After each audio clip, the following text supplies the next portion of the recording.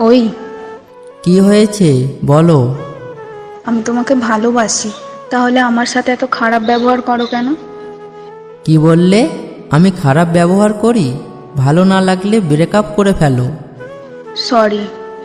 কিসের সরি? সব কিছুতেই তোমার সরি। রিলেশন রাখবো না তোমার সাথে। প্লিজ এমনটা করো না। চুপ করো। আমি তো তোমার সাথে রিলেশন করতে চাইনি, তুমি তো আমাকে নানান কথা বলে তোমার প্রতি মায়া সৃষ্টি করেছো। তাহলে তুমি এখন আমার সাথে এত খারাপ ব্যবহার কেন করো? বলছি তো চুপ করো। এত বকবক ভালো লাগে না আমার। বাহ, আগে আমার সাথে একটু কথা বলার জন্য কত কিছু করতে, আর এখন আমার কথাই শুনতে ইচ্ছা করে না। দূর, ফোন রাখলাম, বাই। এটা বলেই ফোনটা কেটে দিলাম আর বন্ধ করে দিলাম। দূর, আর ভালো লাগে না, ওকে সহ্যই হয় না। যাক, এখন শান্তিতে একটা ঘুম দেওয়া যাবে। সকালে ঘুম ভাঙার পর ফোনটা অন করলাম। অবশ্যই সারা রাত চার্জে বসিয়ে রেখেছিলাম। ফোন অন করার পর সাথে সাথেই দেখলাম 51টা মেসেজ। সবগুলোতেই সরি আছে, আর এক একটা মেসেজ যেন এক একটা রচনা। আমি ইটস ওকে বলে রিপ্লাই করলাম। দেখি সাথে সাথেই ফোন করেছে। ফোন করেই মেয়েটা কান্নাকাটি শুরু করেছে। এইমাত্র ঘুম থেকে উঠলাম, এর মাঝে কেউ ফোন করে কান্নাকাটি শুরু করলে কি ভালো লাগে? মেজাজটা খুব খারাপ হয়ে গেল। তুমি কি এই ন্যাকামি করার জন্য ফোন দিয়েছো? তুমি জানো আমি কাল সারা রাত ঘুমাইনি। তো আমি কি তোমাকে মানা করেছিলাম? না, কিন্তু তুমি রাগ করে ফোন কেটে দিলে আমি কিভাবে ঘুমাই বলো? জানি না, সকালে না খেলে খেয়ে নিও, রাখছি। খেয়ে নিও মানে কি? বলো যে খেয়ে আসো, পরে কথা বলছি। আজব তো, তোমার কাছ থেকে আমায় কথা শিখতে হবে? দূর, তোমার সাথে আমার রিলেশন করাটাই ভুল হয়েছে। সব কিছুতেই তোমার ভুল ধরতেই হবে। আচ্ছা আচ্ছা, সরি, আমি খেয়ে নেবো, তুমিও খেয়ে নিও। যা ইচ্ছে হয় করো, বাই।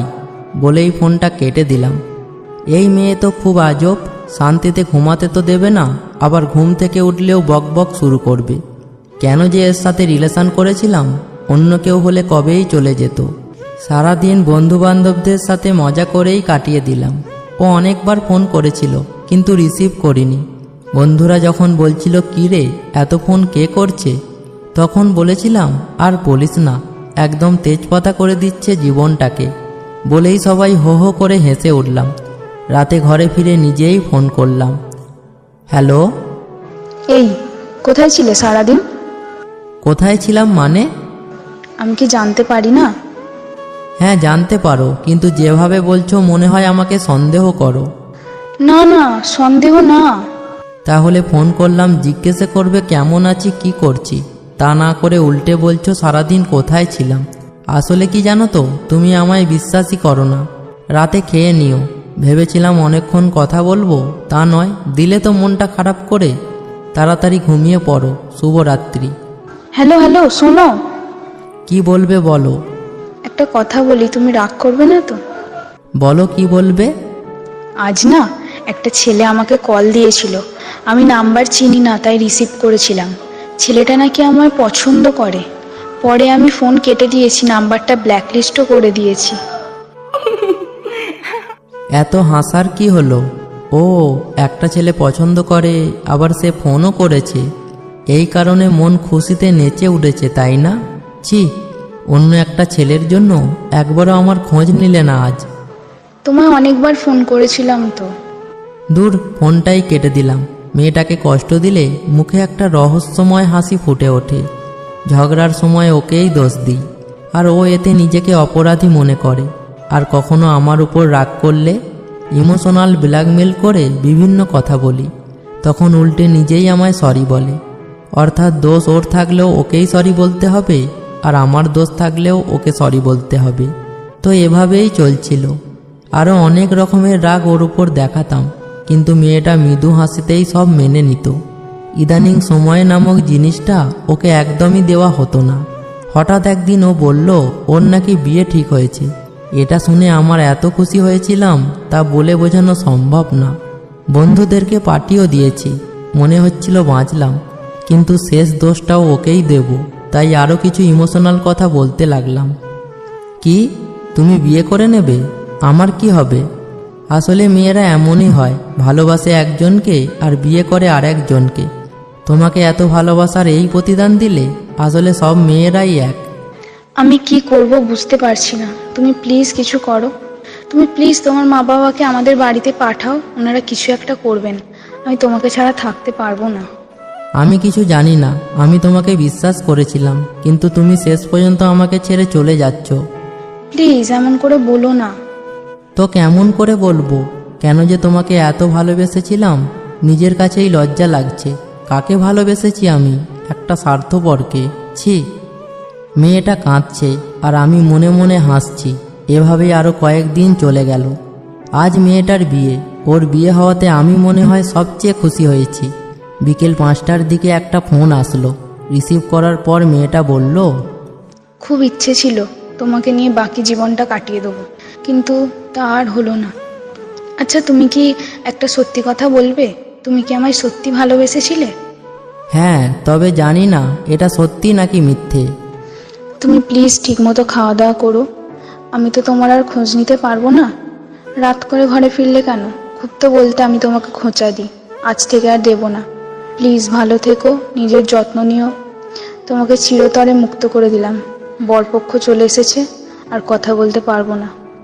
তুমি আমায় কিছু বলবে না? হ্যাঁ, ভালো থেকো। আর কিছু বলার আগেই দেখলাম মেয়েটা ফোন কেটে দিয়েছে। এই প্রথম ওর জন্য বুকের মাঝে খুব ব্যথা অনুভব হচ্ছিল। তারপরেও মনকে সান্ত্বনা দিচ্ছিলাম, যাক ভালোই হলো, হাঁপ ছেড়ে বাঁচলাম। আজ রাত্রে আর বাইরে গেলাম না। মনের অজান্তেই ফোনটা বন্ধ করে চার্জে দিয়ে ঘুমিয়ে পড়লাম। সকালে ঘুম ভাঙার পর যখন ফোন অন করলাম, আজ আর কোনো মেসেজ আসলো না। তখন খুব রাগ হলো। ভাবলাম ওকে ফোন করে কয়েকটা ঝাড়ি দিই। পরক্ষণেই মনে হলো, ও তো আর আমার নেই, মেসেজ দিবে কে? আমিই বা কাকে ঝাড়ি দেব? কেমন যেন অদ্ভুত এক শূন্যতা অনুভব করতে লাগলাম। মনটা গুমড়ে কেঁদে উঠল। যখন ব্রাশ করে মুখ ধুতে গেলাম, দেখলাম চোখগুলো কেমন জানি ভিজে যাচ্ছে। ফ্রেশ হয়ে বের হলাম। সারাটা দিন কোনোভাবে কাটালাম। আজ সারাদিন একবারও ওর ফোন কেটে দিতে হয়নি, কারণ ফোনই তো আসেনি, কাটবো কিভাবে? ঘরে ফিরে কেন জানি ওকে আরও বেশি মিস করতে লাগলাম। তারপর অনেক কষ্টে ঘুমালাম। পরদিন সকালেও সেম ঘটনা ঘটল। আজ ওকে আরও বেশি মিস করতে লাগলাম। সময় যতই যাচ্ছে ওর কথা আরও বেশি মনে হতে লাগছে। একটা সময় ঘরের দরজা বন্ধ করে পাগলের মতো কাঁদতে লাগলাম। আমার মন শুধু বলছিল, এর জন্য তুইই দায়ী। যখন ভালোবাসা পেয়েছিলি তখন তো সেটা অবহেলা করেছিলি। আজ তবে কেন কান্না করছিস? ঠিক তো, প্রথমে আমি ওর পিছে পিছে কত ঘুরতাম। ও আমাকে পাত্তাই দিত না। কত কি বলে ওকে রাজি করিয়েছিলাম, কখনো কষ্ট দিব না তোমায়, সারা জীবন ভালোবেসে যাব। আমি সব ছেলেদের মতো না, কখনোই তোমার চোখে জল আসতে দেব না। খুব ভালোবাসবো তোমায়, এরকম কত কি বলতাম।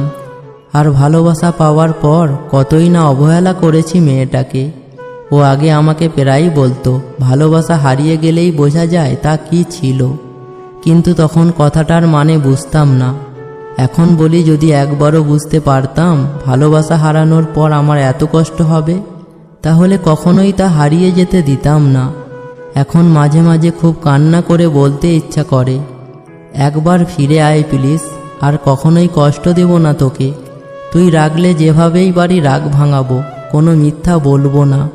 খুব ভালোবাসবো তোকে, কখনোই আর অবহেলা করব না। প্লিজ ফিরে আয়।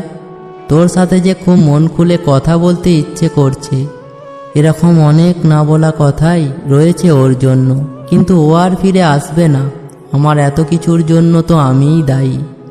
ভালোবাসার জন্য এক সময় আমরা সবাই পাগল থাকি, কিন্তু যখন আমরা সত্যিকারের ভালোবাসা পেয়ে যাই তখন সেটাকে আর মূল্য দিই না, অবহেলায় তা হারিয়ে ফেলি। হারানোর পরই বোঝা যায় তা কি ছিল, কতটা কষ্টের। ভেবে দেখুন তো, আপনি চাইলে এই বাড়ি গাড়ি সব করতে পারবেন, টাকার জন্য, রূপের জন্য অনেকেই আপনাকে ভালোবাসবে, কিন্তু সত্যিকারের ভালোবাসা পাবেন কি? না, পাবেন না। তাই কেউ যদি সত্যিকারের ভালোবাসা পেয়ে থাকেন, প্লিজ হারিয়ে যেতে দেবেন না। এখন হয়তো তা আপনার কাছে বিরক্ত লাগতে পারে, কিন্তু যখন সেটা হারিয়ে যাবে বুঝতে পারবেন কি হারিয়েছেন জীবন থেকে। এক সময় খুব কাঁদবেন, কিন্তু আর ফিরে পাবেন না। তাই ভালোবাসাকে হারিয়ে যেতে না দিয়ে ভালোবেসে ভালোবাসাকে ধরে রাখুন। বন্ধুরা, ভিডিওটা ভালো লেগে থাকলে একটা লাইক অবশ্যই করো, আর আমাদের চ্যানেলে নতুন হলে চ্যানেলটি অবশ্যই সাবস্ক্রাইব করে সাথে থাকা বেল আইকন বাটনটি প্রেস করে দেবেন।